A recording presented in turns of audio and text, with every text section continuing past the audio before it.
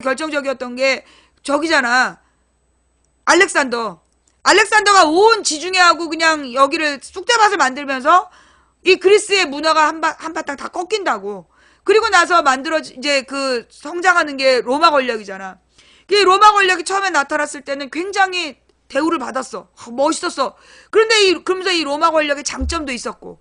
근데 이제 그들이 점점점 시간이 지나가면서 이제 한 5세기경이 됐을 때는 뭐 부패가 말로 다 할 수 없는 지경에 이르게 되고 결국은 그 부패한 권력은 망하게 되는 거죠. 그리고 나서 교황이 나타나가지고 천년을 지배하고 그들이 또 망하는 거야. 그죠? 그리고 난 다음에 이 자본주의가 나타나서 결국 그 자본주의의 패단이 제국주의였고 그 제국주의가 1, 2차 제국주의 전쟁을 거쳐서 망하는 거고 그래서 만들어진 이 수종 자본주의 체제가 다시 한번 인간의 탐욕에 의해서 이 신자유주의로 바뀌게 되고 신자유주의가 이제 멸망의 때로 가고 있는 거야. 그죠? 그래서 이게 인간의 이 역사의 흐름을 우리가 볼 줄 알아야 된다. 그래서 우리 인간이 제일 먼저 알아야 될 게 역사예요. 왜 박근혜가 대통령이 되자 이명박이 대통령이 돼서 제일 먼저 한 짓이 뭔지 알아요? 이명박이 대통령이 돼서 제일 먼저 한 짓이 뉴라이트 교과서 만드는 거였어. 기억나죠? 예. 뉴라이트 교과서를 제일 먼저 만들어. 그 다음에 박근혜가 대통령이 돼갖고 한 짓이 뭐냐면 그 또한 국정교과서를 만드는 게 목적이었어. 그러니까 박근혜가 대통령이 됐을 때부터 제일 먼저 추진한 게 국정교과서야. 교학사 교과서 쓰라고 강요하고 막 이러면서. 그죠? 그래서 그 다음에 이명박과 박근혜가 일관되게 했던 게 두 번째 중요한 얘기 나왔어. 미디어법이야. 예. 이명박과 박근혜가 두 가지에 집중했어요. 첫 번째가 역사교육을 무너뜨리고 두 번째가 언론을 장악하는 거. 그죠? 지금 이명박 박근혜가 10년 동안 주구장창 한 짓이 뭐냐면 역사교육을 무너뜨리고 그리고 언론을 장악하는 거. 두 가지야. 미디어법 그 다음에 이 역사교육. 공통점이죠. 결국은 이 역사교육을 무너뜨리고 미디어를 장악을 해가지고 추구하는 게 뭐냐면 자신의 권력을 가리고 자신의 권력이 얼마나 참혹한지를 가리고 그리고 자신의 그 탐욕을 정당화하는 그러면서 국민을 세뇌시키기 위해서 그런 짓거리를 한 거야. 정말 무섭죠? 그런데 말입니다. 우리 대한민국이 얼마나 대단한 나라인지 아세요? 내가 참 생각해보면 그래. 우리 대한민국이 정말 대단한 나라야. 아니 우리 민족이 이게 이 소위 우리 한반도에 흐르는 피가 참 무서운 피라는 생각이 들어. 뭐냐? 그 1910년에 경술국치 우리나라 이제 국권을 피탈당하잖아요. 일제에 의해서. 일본 제국주의가 우리나라의 국권을 뺏었어. 그 다음에 10년 동안 뭘 하냐면 무단통치라는 거래요. 무단통치가 뭐냐면 그 당시에 이 경찰에게 그 긴 칼을 차고 이 경찰들이 총칼을 차고 다니면서 만약에 이제 이 조선 사람들이 말을 안 들으면 그 자리에서 태형을 할 수 있었어. 그 자리에서 직결처분으로 막 두들겨 패면서 그래서 조선 사람들은 3일에 한 번씩 패줘야 된다. 그래서 나온 게 3일안이야. 조선 놈들이랑 조생징하고 명태는 3일에 한 번씩 패줘야 된다. 그 얘기를 따라서 하는 거야. 그 일베 애들이. 그게 이제 친일파 애들이 하는 말이잖아요. 그래서 그게 나중에 바뀌어갖고 여자랑 명태는 3일에 한 번씩 패야 된다. 그게 일본 문화의 잔재야. 그래가지고 이제 이 조선 사람들을 이렇게 두들겨 패는 그런 짓을 했단 말이야. 그래갖고 뭘 노린 거냐면 기를 죽이려고. 조선 것들의 기를 죽여야 된다. 기를 꺾어야 된다. 그래갖고 두들겨 팬 거예요. 예. 조선 사람들 그렇게 두들겨 팬 거야. 그러면 이게 10년 동안 그런 일을 당한다면 국민들이 어떻게 됐을까요? 거기에 순응해가지고 겁을 먹어야 되잖아. 그러니까 일본은 실제로 이 일본 사람들은 권력에 대해서 맞서는 사람들이 많지 않아. 일본은 우리처럼 막 100만 명이 모여서 데모하고 그런 거 안 해. 지난번에 한번 2만 명인가 모였다고 엄청 모인 거라 했어. 우리 뻑한 100만 모이잖아. 근데 일본은 그렇게 안 보여. 일본은 굉장히 권력에 순응적이야. 이유가 뭐냐? 일본은 옛날부터 뭐였어? 사무라이 문화. 그 사무라이 문화가 뭐냐? 굉장히 멋있는 것처럼 그 미화를 해서 그렇지 실제로 그냥 죽이는 거야. 무조건 싸워서 죽이는 게 사무라이 문화야. 사무라이 건법은 뒤로 물러나는 것도 없다며. 앞으로만 가는 거야. 막 찍고 가다 죽는 거야. 이렇게 무식한 문화를 갖고 있었던 일본이라서 일본은 말 안 들으면 다 죽이는 거야. 예. 그러다 보니까 그 일본의 일본의 사무라이들이 너무나 잔혹하게 지배했기 때문에 일본 사람들은 그 권력에 맞서는 게 불가능했던 거야. 그게 일본과 우리의 차이가 있는 거야. 가미까지하고 다른 거야. 일본과 우리의 차이가 있는 거야. 뭐냐? 우리 조선은, 자, 우리나라 조선 전에 고려가 있었죠. 고려 전에 그 신라가 있었고, 그죠? 이 신라, 고려, 조선, 우리의 문화를 가만히 살펴보면 우리 문화에는 뭐가 있었냐? 가령 고려 시대 때 유행했던 문학 작품 속에 뭐가 나와? 자유연애가 나오잖아. 고려 시대 때 나오는 소위 남녀 상열지사라고 조선에 들어와서 못 보게 했지만 그 조선 시대 문화가 굉장히 개방적이었다. 그런 얘기 들어봤죠. 그리고 이 고려 시대 때 고려의 이 무력이, 고려의 이 전투력이 송나라를 보호해주고 있었어. 그러니까 이제 이 금나라라든가 맨 처음에 요나라, 금나라, 원나라 이런 나라들이 고려가 무서워가지고 송나라를 못 먹었던 거야. 그만큼 우리 고려가 뛰어난 능력을 갖고 있었어. 거기다 이 고려가 외적이 쳐들어오면 이제 거란족이 쳐들어오잖아. 거란족이 쳐들어와갖고 너네 왜 내 말 안 들어? 막 이러면서 그러니까 서희가 살살 꼬셔갖고 나도 너네랑 놀고 싶지. 근데 저 여진족 새끼들이 계속 우리 땅을 넘보고 그냥 우리가 여진족 때문에 너무나 골치가 아프다. 그냥 거란족이 그럼 어떡하면 되는데? 그러니까 여진족이 너네랑 우리를 가로막고 있는 압록강 일대를 우리한테 이렇게 딱 줘봐. 그럼 우리가 거기를 우리 땅이다라고 해놓고 여진족이 못 오게 하면 우리가 얼마나 압록강을 건너다니면서 자유롭게 왕래를 하겠냐니까 거란족이 그래 알았어. 그래가지고 그때 서희한테 압록강을 준 거야. 압록강 일대를. 그래서 고려가 원래 청천강까지 있다가 압록강까지 넓어지는 게 그게 그렇게 외교적인 그 화술로 저기 거란족을 살살 꼬셔갖고 그걸 얻어낸 땅이라고. 그게 우리 고려의 그 멋있는 문화들 아니야. 이 고려가요, 그 거란족이 쳐들어오고, 그 다음에 여진족이 쳐들어오고, 몽고족이 쳐들어오고, 계속해서 외적의 침입을 받으면서도 이 문화를 발전시켰던 게 이 고려야. 그리고 이 고려에 그렇게 과학기술이 발달한 거 아니야. 고려의 과학기술이 발달해서 그 고려의 과학기술 뭐가 남았는데? 팔만대장경이 아직도 남아있잖아요. 그죠? 이 팔만대장경을 만들어서 그걸 아직까지도 가지고 있는 나라잖아, 우리나라가. 그죠?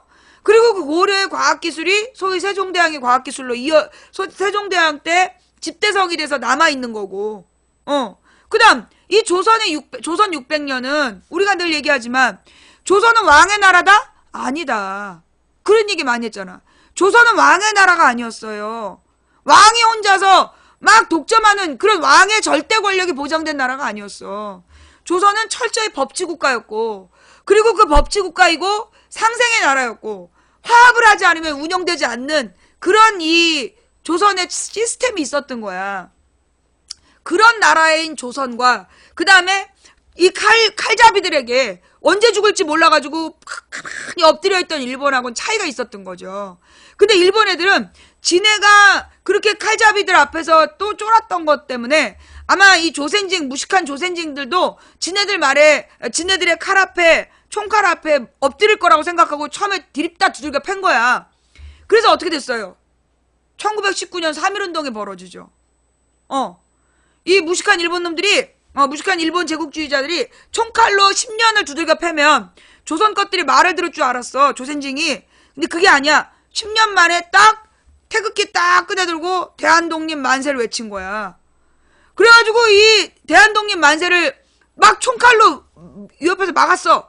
그래서 금방 끝나냐? 3월 2일 날 끝나냐? 그게 아니라 3.1 운동이 언제까지 갔어요? 1년이가 1년.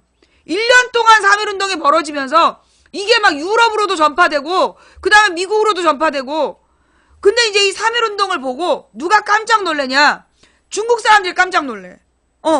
중국 사람들 깜짝 놀래갖고 어머 씨발 저 조그만 나라에서 저렇게 들고 일어나는데 우리는 뭐 했냐? 이래가지고 소위 천안문 앞에서 중국의 선비 학생들이 모여가지고 오사운동을 일으키는 거야. 그래서 이제 이 중국의 군벌들을 무찌르는, 일본하고 중국이, 이제 중국의 원세계 뭐 이런 일당들하고 맞서 싸우는 오사운동이 벌어진 게 우리 1919년 3.1운동의 결과예요. 영향이었어. 그 다음에 그 전 세계에서 가장 인구가 많은 두 나라가 중국하고 인도잖아. 그래서 중국을 깨운 게 우리 3.1운동이었어. 그 다음에 또 하나, 일본이 원래 인도죠. 인도가 영국의 식민지였단 말이야. 영국의 식민지였던 인도가 소위 독립운동을 하게 되는 게 누구냐? 간디야. 근데 그 간디와 네루가 친구인데, 간디가 이 민족들을 모아냈고, 민족 정신을 모아냈고, 그걸 네루가 받아서 인도 독립운동을 진행하게 되는데, 그 간디가, 스스로를 반성하게 됐던 게 한국의 3.1운동이었던 거야, 조선에. 이 조선 사람들이 오로지 비폭력 평화 선언운동을 하는 거야. 대한독립 만세라고 선언을 하는 거야. 우리를 독립시켜 달라가 아니야. 대한독립 만세! 우리는 독립했다! 외치는 거야. 선포하는 거야. 그걸 보고 중국의 오사운동, 인도의 비폭력 평화운동이 벌어지게 되는 거예요. 비폭력 무저항운동이 무저항이 아니야. 비폭력 저항운동이라고 해. 그 무저항이라는 게 무력 저항을 얘기한다. 맞죠? 그죠? 그래서 이제 간디의 비폭력 운동이, 비폭력 평화운동이 벌어지게 된 게 우리의 3.1운동을 보고 변화된 거예요. 그게 우리 민족이야. 우리 작은 나라가 사실 중국의 영토나 인도의 영토, 인도나 중국의 인구에 비하면 너무나 작은 인구인데, 이 작은 인구가 이 불의와 맞서 싸워서, 그래서 어떻게 했어요? 결국은 이 3.1운동을 통해서 중국과 인도라는 거대한 아시아 민족들의 민족운동을 시작하게 했고, 또 하나, 일본의 통치 방식도 바꿨어요. 일본이 10년 동안은 무단 통치를 했어. 무조건 막 폭력과 무력으로 지배하다가, 강압으로 지배하다가, 야, 이러다 큰일 나겠다. 그래갖고 바꾼 게 문화통치야. 이 문화통치라는 게 뭐냐면, 물리적인 폭력으로는 조선 사람들을 지배할 수 없다. 그래서 바꾼 게 정신을 파고들어야 된다. 이래가지고 이제 친일파를 양성하는 거야. 그래서 1920년대로 들어가면서 일본의 통치 방식이 바뀌어갖고, 뭐 조선 총독도 문관 출신을 임명하겠다는 개뻥을 치고, 늘 이제 이게 일본 놈부터 새누리당까지 공통점은 개뻥을 치는 거야. 이것들은 언제나 가짜 공약, 빌공짜 공약, 거짓 공짜 공약을 쓰는 거야. 그래가지고 이제 공갈을 쳐요. 그래서 공갈을 쳐갖고 국민들을 속여 넘기는 거지. 그래갖고 이제 이 문화통치라는 걸 1920년대 하면서 만든 게 조선일보하고 동아일보를 허락해주고, 그리고 민족대학을 만들어주고, 그래가지고 경성제국대학이 만들어지는 거야. 경성제국대학을 만들어주고, 그리고 이제 조선어 신문도 허락해주고, 그러면서 뭐했냐, 적극적으로 친일파를 양성해가는 거야. 적극적으로 친일파를 양성해서 걔네들을 키워갖고 38년도에 그걸 뭐라래요? 전시체제로 넘어갈 때, 1938년 체제를 부르는 말이 있는데, 전체주의 시도를 하면서 그 친일파들을 이용하는 거야. 그래갖고 42년부터 민족 말살 정책을 피고, 예. 이제 그런 식으로, 신탁은 나중에 얘기고, 창씨 개명이라든가 이런 게 40년도에 나온 민족 말살 정책. 그래서 병참기지와, 똑똑해요, 탄산이. 38년부터 일제가 조선을 병참기지화 정책으로 바꿔. 그리고 이제 그때부터 다시 군대식으로 나라를 바꾸는 거야. 그래서 전쟁을 준비하는 체제로 바꾸는 거야. 그래가지고 이제 막 군수 공장을 짓고, 군수물자 공장들을 짓고, 그리고 막 물산을 차출하고, 막 뺏어가는 거죠. 그래가지고 막 국그릇 다 뺏어가고, 비녀 뭐 이런 거 다 뺏어가는 게 이제 병참 기지화 정책으로 그런 짓거리를 하는 거야. 그리고 나서, 이게 조선 것들이 자기네들이 전쟁을 할 때 들고 일하면 안 되잖아. 그래서 조선 사람들을 어떻게 하는 거야? 찍어 누르기 위해서 민족 말살 정책을 펴. 그 민족 말살 정책이 뭐냐? 조선 말을 금지하고, 두 번째로 조선 역사 교육을 금지하고, 세 번째로 조선의 지리 교육을 금지하는 거야. 그래서 조선의 말, 조선의 역사, 조선의 지리를 가르치질 못하게 하는 거예요. 그리고 이제 식민지 백성으로서 단순 노동만 가르치는 거야.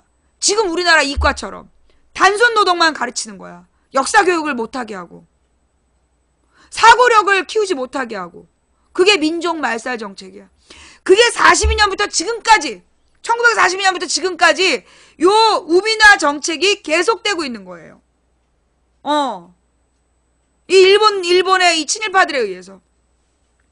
그러니까 친일파가 아니라 일본의 이제 일본놈 앞잡이들이겠죠. 일본의 앞잡이들 때문에 우리나라가 이제 지금까지 이런 고생을 겪어왔는데, 그럼에도 불구하고 우리는 100년을 저항한 거야. 이제 2년 뒤면 3.1운동 100주년이 되잖아요. 그죠? 2019년이면 3.1운동 100주년이야.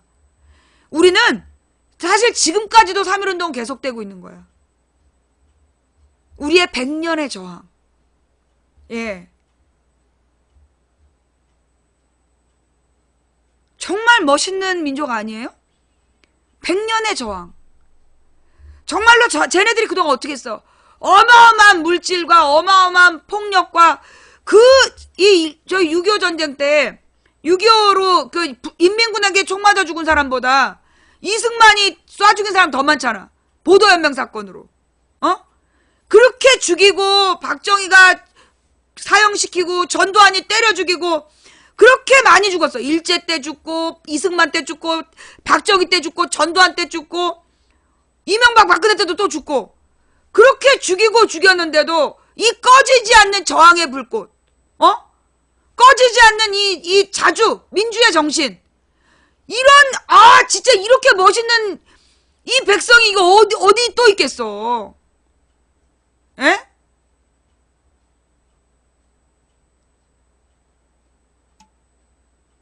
그렇게 끊임없이 그들은 100년을 죽였어. 저희 98년 동안 우리의 씨를 말리려고, 저항하는 사람들을 죽이려고 그렇게 씨를 말린 거야. 그러나 우리에게는 뭐가 있다? 유전자가 있다. 저항의 유전자. 잘하면 봐주고 못하면 갈아엎는 이 우리에겐 저항의 유전자가 있었던 거예요.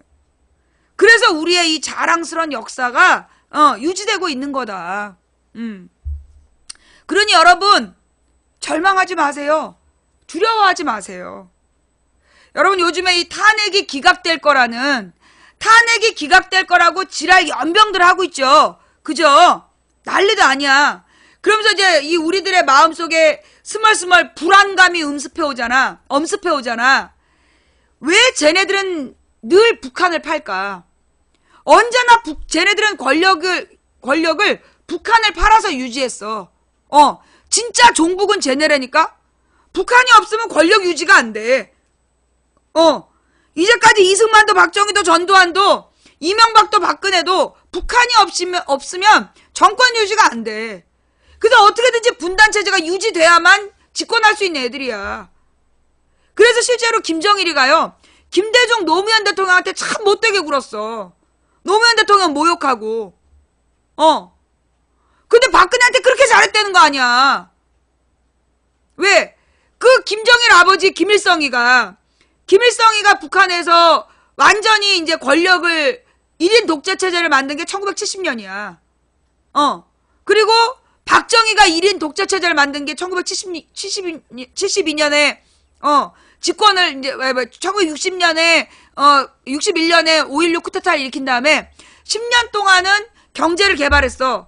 그러다 이제 이 72년부터 얘네들이 이제 변질되기 시작하는 거야. 그래서 그 70년부터 얘네들이 1인 독재 체제를 약속을 하고, 그래서 72년도에 7.4 남북 공동성명을 발표를 하고, 그리고 나서 북한은 사회주의 헌법이라는 걸 가지고 1인 독재 체제를 구축해.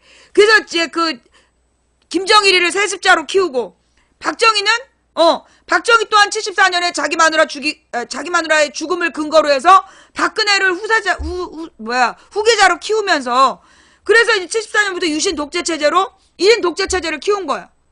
그런데 북한은 김일성을 못 죽였고, 우리는 누구를 죽이고 박정희를 죽여가지고 그나마 자유민주주의를 되찾았고, 그런데 자유민주주의를 되찾았는데 다시 전두환이가 나타나가지고 그 8년 동안을 또 지배했지만, 그렇게 되면 여러분 생각해봐요. 우리 촛불 며칠 들었어? 한 110일 정도 들으니까 지쳐가지고, 지쳐가지고 언제까지 싸워야 되나요? 이러잖아. 근데 이제 이승만 13년, 박정희 18년, 전두환 8년, 얼마나 지치겠어. 이거 웬만한 사람이면요. 아니 그 전에 일제 36년, 일제 36년에 혼란 격변기 3년에 이승만 13년, 박정희 18년, 전두환 8년 합치면, 야, 이게 합치면 이게 한 75년 동안을 그런 개고생을 한 거야. 그렇게 그 정도 되면요, 웬만한 사람들은 말도 있고 정신도 있고 순응하게 돼 있어. 그런데 그때 일으킨 게 뭐야? 87년 60항쟁. 그때 일으킨 게 87년 60항쟁이야. 일제가 물러갔는데도 계속된 이승만 독재. 이승만은 물론 무찔렀는데 박정희 독재. 박정희를 죽였는데 전두환 독재. 그 무수한 독재를 겪으면서도 이 정도면 기가 죽을 줄 알았는데 또 일어났어. 그래서 87년 민주화 운동을 한 게 바로 우리 국민이야. 우리 유권, 우리 시민들이야. 와, 이런 사람들이 어딨냐고. 그랬던 우리가 이제 이 27년, 이게 30년 만에 되찾아온 이 11월 기적. 이때 전 세계를 깜짝 놀라게, 전 세계를 어떻게 깜짝 놀라게 했어? 세상에 1000만 명이 모여가지고 시위를 하는데, 1000만 명이 모여서 시위를 하는데 물리적 폭력이 없어. 5천만 국민 중에 1000만 명이 나와서 집회를 했는데 폭력이 없어. 쓰레기 하나가 없어. 예. 저 박근혜를 지지하는 애들은 여전히 모이고 가면 쓰레기 천지지만, 우리 이 박근혜를 무찔러야 되는 우리들은, 우리가 모였다 나간 자리에는 뒤끝이 깨끗한 거 아니야. 이런 나라가 없는 거야. 이렇게 평화적으로 촛불만 들고 세상에 이 권력을 벌벌 떨게 할 수 있는 민족이야. 전 세계에 우리밖에 없어요. 아, 이 소름 끼치는 거 봐봐. 여러분 지금 소름 끼치는 사람 있어요? 전 세계에서 평화적으로 촛불만 들고 권력을 부들부들 떨게 한 건 우리밖에 없어. 이 얼마나 자랑스러운 민족입니까? 이 얼마나 자랑스러운 백성입니까? 그러니 우리는 자부심을 가질 만합니다. 우리는 정말 자부심을 가질 만한 그런 백성들이에요. 그래서 우리는 이길 겁니다. 내가 선포하는데, 내가 오늘 2월 15일에 선포하는데 박근혜를 반드시 우린 끌어내릴 겁니다. 박근혜 탄핵 될 겁니다. 걱정하지 마세요. 박근혜 탄핵 될 겁니다. 왜요? 어떻게 하면요? 우리가 돌아오는 18일에 150만 모이고 25일에 200만 모이고 300만 모이면 박근혜 반드시 끌어내릴 수 있어요. 네, 장담합니다. 18일에 150만, 25일에 200만, 250만 모이면 박근혜 반드시 끌어내릴 수 있어요. 안됨이라는 애가 한 명 있구나. 네가 볼 땐 안 되겠지. 자, 어때요 여러분? 이제까지 망치 부인이 선포한 거 어떻게 됐어? 다 이루어진 거 봤지? 망치 부인이 선포하면 다 이루어지는 거 봤죠? 이제까지 망치 부인이 선포했어. 다 됐어. 그죠? 오늘 선포합니다. 우리가 돌아오는 토요일에 150만 모이고 돌아오는 25일에 200만 300만 모이면 박근혜 반드시 탄핵됩니다.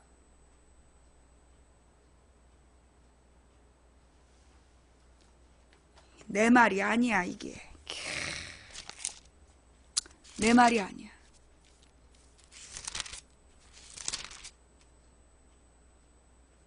그 성경을 읽어보면, 예, 이제 성경책을 이제 읽어보면 무슨 얘기가 나오냐면, 성경의 마태복음에 이제 1장부터 읽다 보면 사람들이 이게 뭐야? 그리고 덮어요. 예. 왜냐하면 이제 마태복음 1장에 뭐가 나오냐면 아브라함의 후손이며 다윗의 후손인 예수 그리스도의 족보입니다. 이러면서 모르는 이름의 족보가 나와.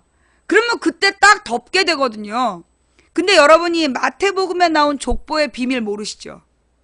이 족보가 구약 성경의 요약이야. 이 족보가 구약 성경의 요약이에요. 그게 첫 번째고, 두 번째는 이 족보에는 놀라운 비밀이 있어요. 어떤 비밀이냐? 저기 뭐라 그러나,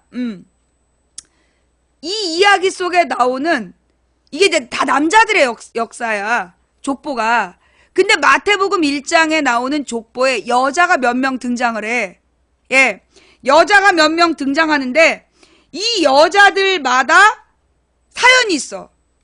무슨 얘기냐? 가령,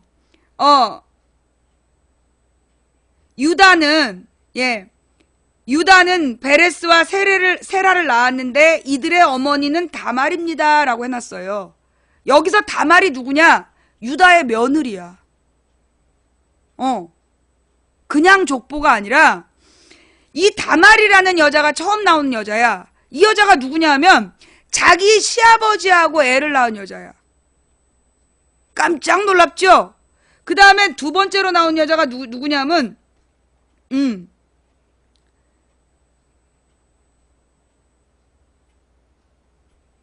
보아스의 어머니 라합이 있고, 예. 이 보아스의 어머니 라합은 또 누구냐? 이 라합이 누구냐 하면요. 술집 주인이야. 이 라합이 누구냐? 창녀촌 주인이야. 그냥 일반 창녀가 아니라, 예. 일반 창녀가 아니라, 그 당시에 큰 유곽, 굉장히 큰 여행자들이 머무는 그런 이제 이 캐러밴 호텔에 여자도 이렇게 대주는 그런 기생 대빵이었던 여자야. 이 두 번째 나온 여자가. 세 번째 나오는 여자가 누구냐 하면 룻이야. 그럼 이 룻은 누구냐? 일종의 포주였던 거죠. 그 다음에 이 룻은 누구냐 하면 이방 민족 출신이야. 이방 출신의 여자인데다가 심지어 과부야. 그런데 이 과부가 예수의 조상 할아버지한테 결혼을 해가지고 그러니까 과부는 원래 재혼이 안 돼. 근데 과부가 이 집에 결혼을 해가지고 시집을 와가지고 다윗의 아버지인가를 낳아요. 다윗의 할아버지인가를 낳아. 그래서 이게 다 다윗의 조상이야. 그러니까 이 마태복음에 나오는 여자가 넷인데 첫 번째 여자는 소위 이제 시아버지하고 결혼을 이제 그 아들을 둘 낳은 여자. 두 번째 여자는 창녀. 그럼 이 창녀는 뭘 했냐면 그 당시에 이제 그 여리고로 와가지고 여리고를 점령하기 위해서, 그러니까 이게 이 가나안 땅을 점령하러 두 번째 점령군 이제 그 정탐꾼들이 왔을 때 그 정탐꾼을 숨겨준 여자야. 그래서 이 숨겨준 여자를 그 정탐꾼이 나중에 구해주는 거야. 그래서 러브 스토리가 되는 거예요. 그게 이제 이 라합이고, 그 다음에 이방민족 출신의 과부인데 이 예수의 조상이 되는 거야. 그 다음에 네 번째 여자가 누구냐? 밧세바야. 밧세바는 누구냐? 다윗의 부하의 부인인데 그 다윗의 아주 충성스러운 부하를 다윗이 죽이고 차지한 여자가 밧세바야. 그래서 이 마태복음 1장에 나오는 이 족보는 그냥 족보가 아니야. 우리가 알고 있는 여성은 남성에게 순종하고 일부 종사하고 일부 종사하는 순결한 여성들이라고 생각하잖아. 사실 이 성경의 마태복음이 얼마나 어마어마한 얘긴지 아마 이 부분을 이렇게 설명한 사람은 없을걸? 그치? 이거 아마 나 말고 누가 이렇게 얘기한 사람 별로 없을 거야. 예. 이게 우리가 알고 있는 성경의 순결한 여자들, 성경에 나오는 여자들은 모두가 정숙하고 순결하고 일부 종사한 여자들일 거라고 생각했잖아. 그런데 마태복음에 나오는 여자들은 그렇지 않았어. 이 맨 처음에 다말은 유다라는 아버지의 아들하고 결혼해서 살았는데 자식이 없이 죽어. 그래서 자기 시아버지를 창녀로 꾸미고 가서 시아버지를 유혹해가지고 애를 낳아. 라합은 심지어 포주였어. 기생들의 대빵. 그 다음에 이 룻은 이방 여인이었는데 이방 여인이면서 또 과부이기까지 한 그런 여자였고, 그 다음에 밧세바는 자기 남편이 있는데, 남편이 살아있는데 다윗이랑 분가분가 불륜을 저지른 불륜녀야.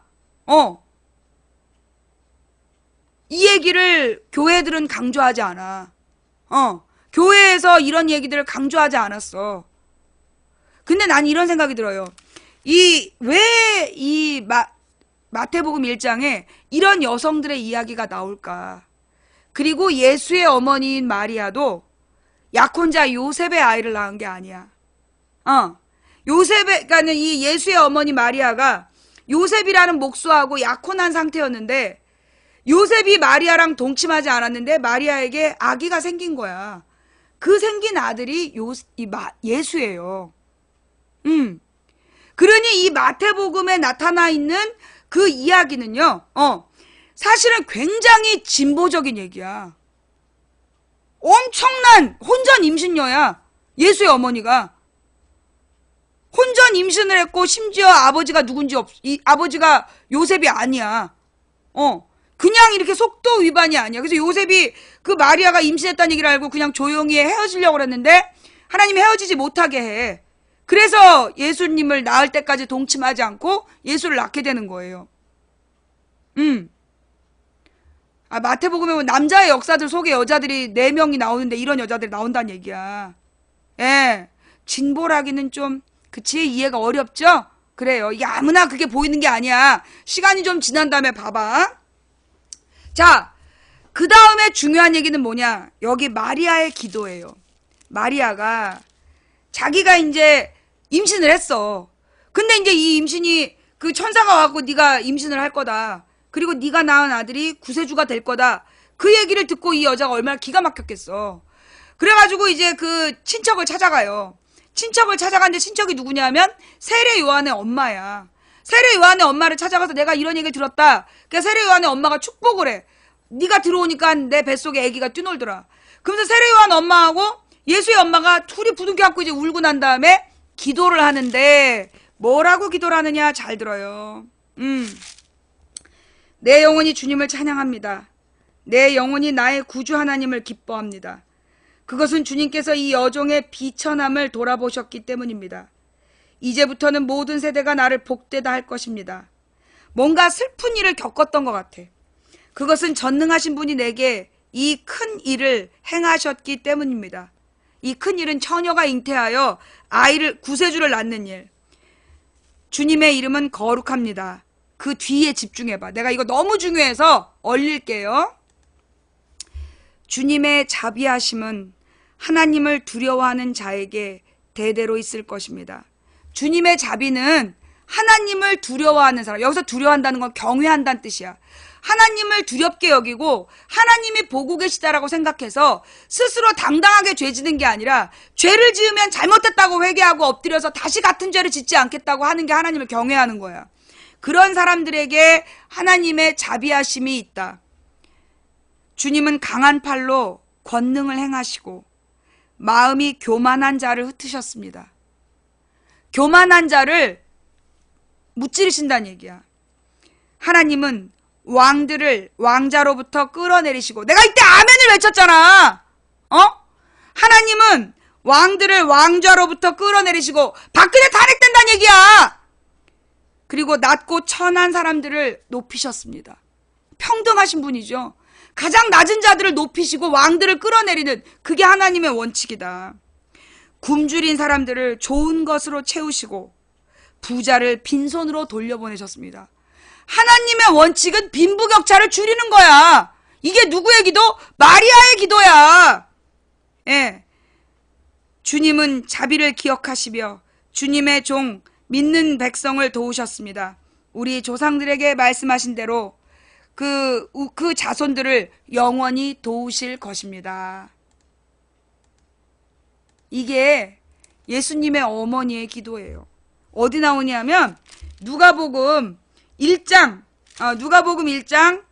46절부터 56절까지인데요. 그 중에 나는 여기서 이 마리아의 진보적인 의식을 봐. 우리는 이제 이 기독교가 바울의 이야기를 하면서 바울의 모든 권력은 하나님께서 세운 권력이니까 순종하라고 가르쳐. 로마서에. 그래서 그 기독교 철학은 권력에 순종하는 철학이라고 잘못된 가르침을 갖고 있어요. 그런데 이 예수님하고 마리아의 생각을 보면 전혀 그렇지 않아. 여기 마리아가 뭐라고 얘기했어? 주님은 강한 팔로 권능을 행하시면서 마음이 교만한 자를 해치우시고 왕들을 왕자에서 끌어내리고 낮고 천한 자들을 높이시며 굶주린 자들을 좋은 것으로 먹이시고 부자를 빈손으로 돌려보내시는 분이 예수님 하나님이시다. 이게 마리아의 기도야. 그러니까 예수님이 똑같이 그렇게 얘기하잖아. 부자 청년에게 네가 가진 걸 다 팔아서 가난한 자들에게 나눠주고 나를 따라와라.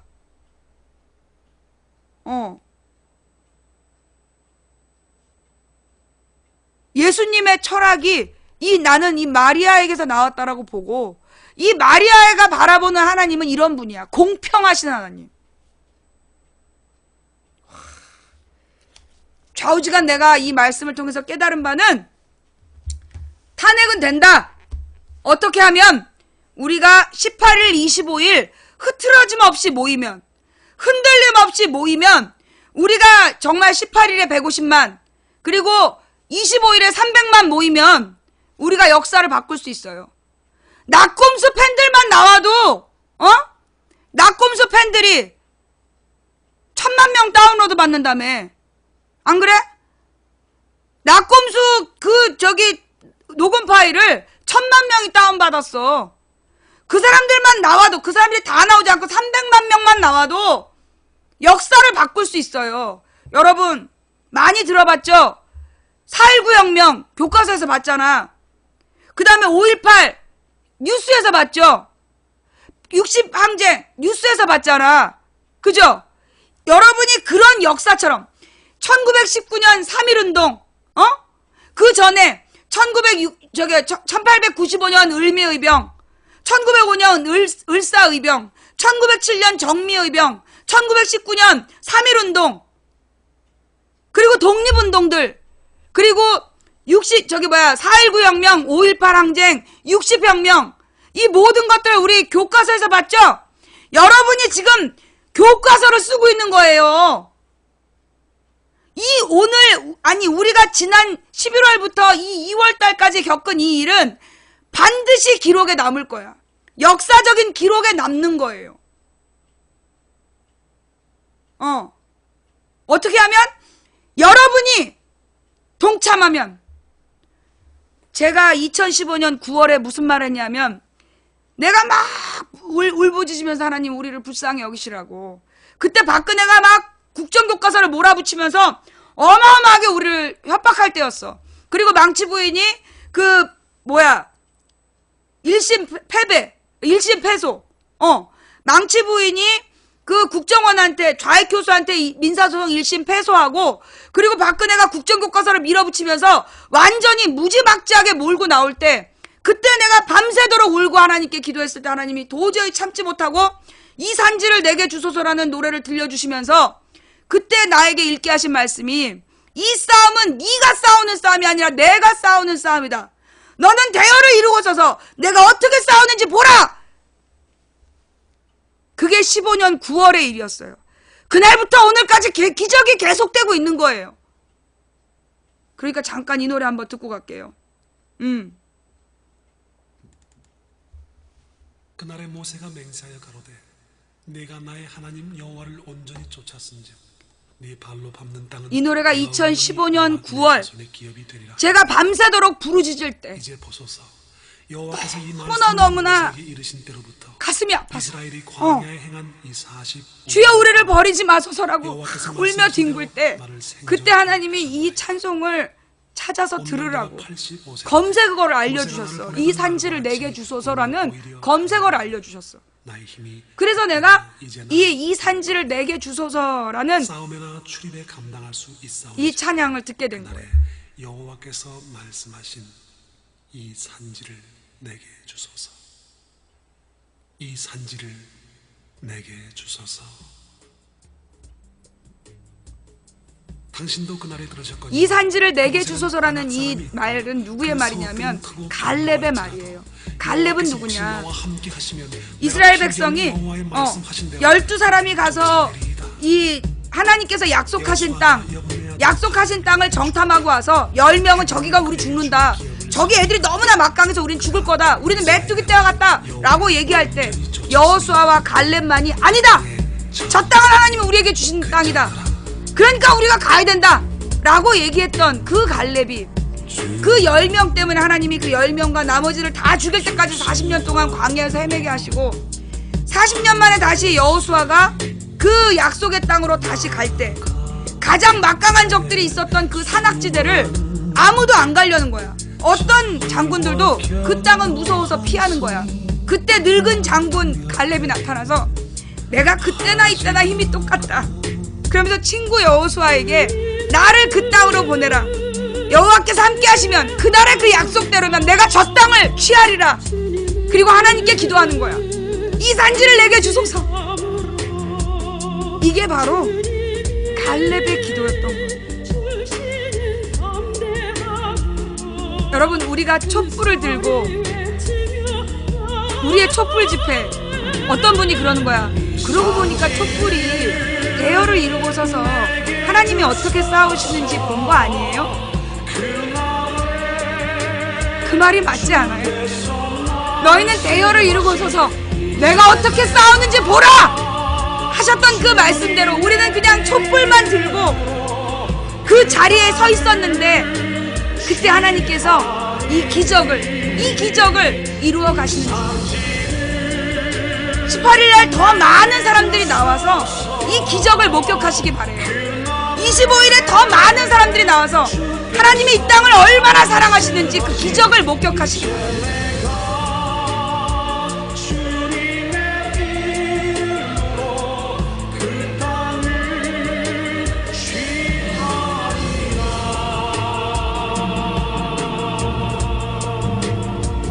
오늘 선포하니까 적어두세요. 망치 부인이 2월 15일에 선포했다. 박근혜 탄핵 반드시 된다. 그리고 우리는 새로운 대한민국을 앞으로 몇 년에 걸쳐서 세워나갈 거다. 그게 쉽게 끝나지 않아요.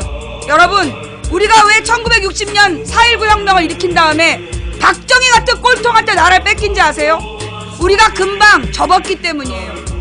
우리가 그때 정신 차렸더라면 지난 50년을 이 고생을 안 해도 됐어요. 지난 57년 동안 우리가 왜 이 개고생을 했겠어요? 1960년에 4.19 혁명 일으키고 혁명을 일으키면 다 된 줄 알았어. 이승만만 끌어내리면 다 된 줄 알았어. 아니라는 거죠. 박근혜 끌어내리고 그걸로 끝이 아니라는 겁니다. 우리가 지금부터 10년만 정신 차리고 다시는 이런 일이 반복되지 않는 새로운 대한민국을 건설하려고 할 때 우리가 죽 서서 개 주는 역사가 반복되지 않는 정말 멋진 새로운 역사를 쓰게 될 겁니다. 우리는 이제까지 죽 서서 개 주는 역사를 해왔어요. 4.19 혁명을 일으키고 박정희한테 나라를 뺏기고 5.18 항쟁을 일으키고 전두환에게 나라를 뺏기고 60 항쟁을 일으키고 노태우가 대통령이 되는 죽 서서 개 주는 역사를 우리는 이제까지 겪어왔어요. 이제 다시는 죽 서서 개 주는 역사를 반복하지 않겠다는 결의와 각오를 가지고 토요일날 모입시다. 이제 두 번의 촛불로 박근혜 시대를 종지부찍고 새로운 대한민국으로 나아갑시다. 여러분이 나오시면 가능한 일입니다.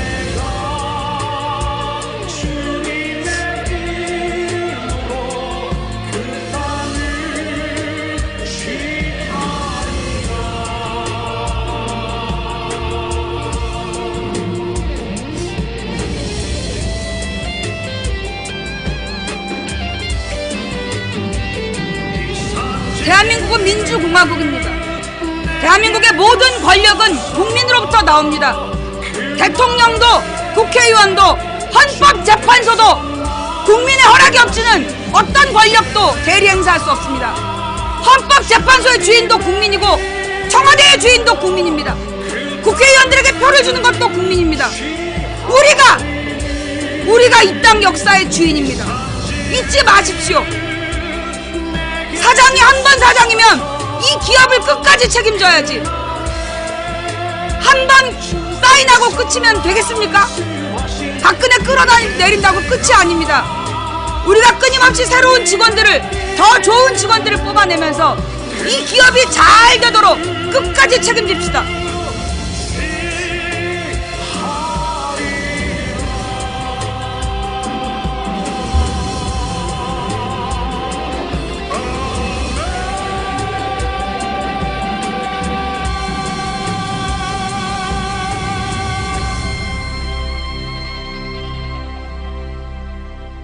이럴 때 꼭 초를 치는 인간들이 있어요. 망치 부인이 대통령 출마해주세요.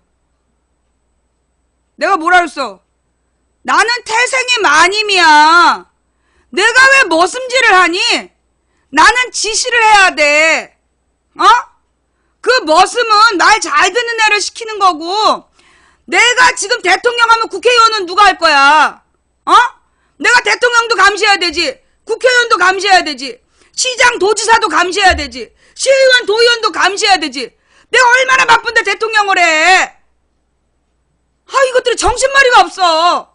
너는 나 없어도 누가 무슨 짓을 하는지 제대로 볼 수 있어? 뻑하면 덩다리가 돼갖고 이리 우 저리 우 그냥 몰려다니면서 나더러 왜 대통령을 하래? 니네가 나 없으면 길이나 찾을 수 있어? 지금부터 우리가 한 20년 정신 바짝 차려야지. 우리가 노후에 잘 얻어먹고 산단 말이야. 그러려면 내가 여기서 20년 동안 어떤 놈이 대통령이 되든 너 일로 와 이 시골로 막 이러면서 그냥 뒤통수에 벽돌 꽂는다고 협박질을 하면서 그렇게 망치 부인으로 살아야지. 그래야 니네 노후가 편할 거 아니야. 니네 노후가 편해야 사회가 안정이 되고 내 후손들이 부담 없이 살아갈 거 아니야. 나의 이 장대한 계획을 위해서 그 쓸데없는 얘기 좀 하지 마. 어디다 대고 마님더러 머슴질을 하래. 내가 진짜. 그리고 내가 그랬잖아. 내가 대통령에 나가려면 14번 감옥 갔다 와야 된다고. 적어도 이 땅에서 대통령이 되려면 뭐 순실 같은 친구가 하나 있다든가 아버지가 독재자라든가 아니면 전과 14범은 돼야 되잖아. 내 순실 같은 친구가 없어요. 그다음 우리 아버지가 독재자가 아니었어. 그 다음에 이제 그러면 내가 도전할 수 있는 건 뭐밖에 없어. 내 손으로 할 수 없는 거라면 내 스스로 할 수 있는 전과 14범에 도전하는 거. 앞으로 선거법 위반 13번만 더 하면 내가 이제 그래갖고 감옥 한 13번만 더 갔다 오면 그 다음에 내가 대통령 출마할 테니까 그때까지 기다려. 그러니까 이제 그 전에는 나더러 대통령 해주세요 이런 쓸데없는 얘기 하지 말고. 자, 오늘의 뉴스로 들어갈게요. 자, 이 노래 나오면 끝나는 거 아닌가요? 아니야. 자, 여러분 방금 여러분께서 들으신 노래는 이 산지를 내게 주소서. 예. 이 산지를 내게 주소서라는 노래이고 김종찬 목사님이 부르신 노래입니다. 예. 자, 오늘의 본론 지금부터야. 지금까지 인트로였어. 예, 지금까지 인트로예요. 예. 많은 분들이 그 망치 부인의 인트로를 보면 망치가 보수구나라는 걸 알 수 있죠. 예.